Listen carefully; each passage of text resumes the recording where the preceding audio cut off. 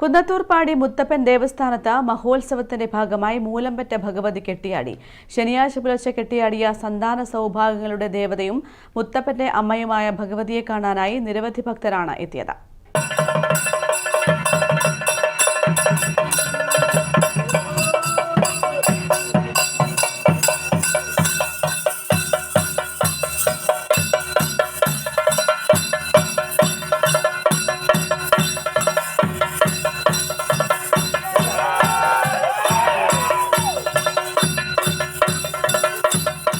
കുന്നത്തൂർപ്പാടി മുത്തപ്പൻ ദേവസ്ഥാനത്ത് മഹോത്സവത്തിന്റെ ഭാഗമായി തിരുവപ്പനയുടെ കൽപ്പനയനുസരിച്ചാണ് മൂലംപറ്റ ഭഗവതി കെട്ടിയാടിയത്.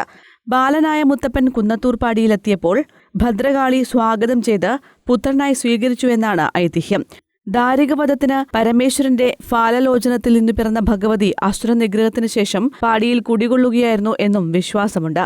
ദാരികന്റെ താവളമായ ദാരികൻകോട്ട പാടിക്ക് സമീപമാണെന്നും മൂലംപറ്റ ഭഗവതി ഭദ്രകാളിയാണെന്നും ഏരുവേശിയിലെ പാടിക്കുട്ടി ഭഗവതിയാണെന്നും അതല്ല അയ്യൻകര നായനാരുടെ പത്നി പാടിക്കുട്ടി അന്തർജനമാണെന്നുമുള്ള അഭിപ്രായങ്ങളുമുണ്ട്.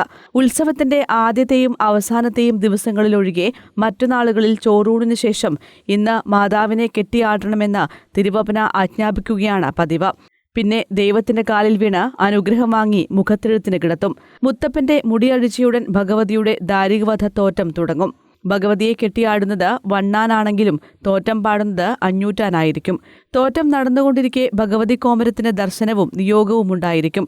ദർശനമുണ്ടായാലുടൻ കലശമെടുത്ത് ചില ശബ്ദങ്ങൾ പുറപ്പെടുവിച്ചുകൊണ്ട് തിരുവപ്പനയുടെ കോമരം, ചന്ദൻ, വണ്ണാൻ, മലയൻ, വാണവർ, കർത്താവ്, കുടിപതി ഇവർക്കെല്ലാം മധുവീത്ത് കൊടുക്കും.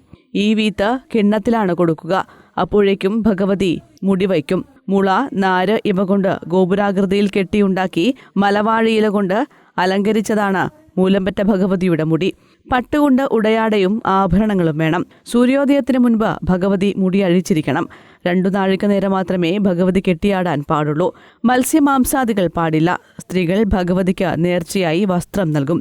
സന്താന സൗഭാഗ്യങ്ങളുടെ ദേവതയായ ഭഗവതിയെ കെട്ടിയാടിക്കുവാൻ പ്രാർത്ഥിക്കുന്നവരും ഏറെയാണ്. കുന്നത്തൂർപ്പാടി കഴിഞ്ഞാൽ മൂലംപറ്റ ഭഗവതിയുള്ള ഒരേയൊരു സ്ഥാനം നുഞ്ഞീങ്ങര മുറ്റമാണ്. കുന്നത്തൂർപ്പാടി തിരുവപ്പന മഹോത്സവം അടുത്ത മാസം 15 സമാപിക്കും. News bureau, Irikkur.